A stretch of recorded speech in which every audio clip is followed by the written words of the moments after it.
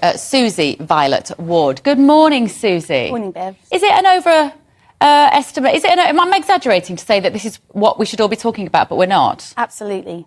I'm not exaggerating, am I? Not slightly. Every person that I come in contact with in the public, I ask them, do you know what a CBDC is or a central bank digital currency? And nobody knows.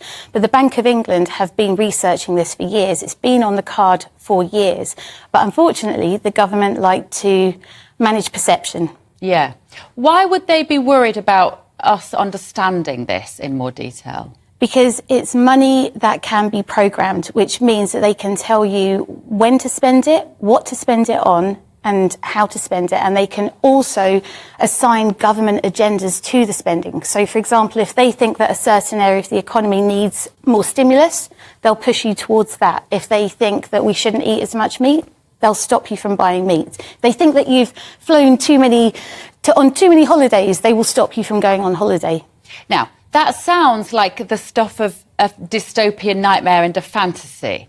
Tell us, Susie, the facts about this. Like, who is talking about it? Because I remember, was it about a year ago or so, when Rishi Sunak, when he was Chancellor, did a video saying we're so excited about a central banking digital currency. And the Bank of England requested publicly to find out whether it would be programmable. I didn't hear the answer to that question. What happened? I think originally they said it wouldn't. Yeah.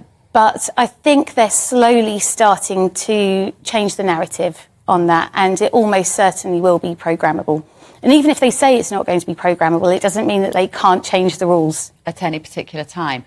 So how does it work? Tell me what this would work, because some people say, well, it's just the same as Bitcoin. No. How is it different? Bitcoin is a decentralized protocol that is a peer-to-peer cash that cannot be interfered by bad monetary policy, by governments, and you can send a digital cash to anybody on the planet with a mobile phone for pennies in seconds.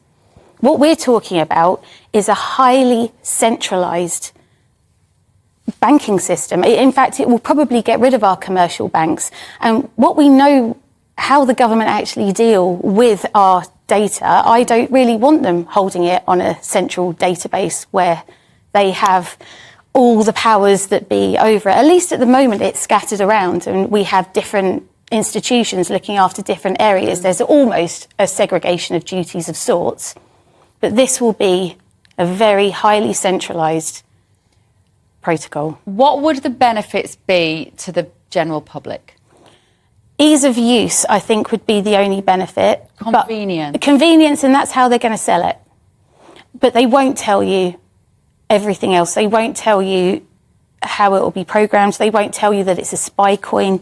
They won't tell you that they're trying to phase out cash and that they want to track absolutely everything that you're doing. And the only way that you can opt out of this peacefully is by using Bitcoin. But unfortunately, they've used the term Britcoin very clever to try and muddy the waters.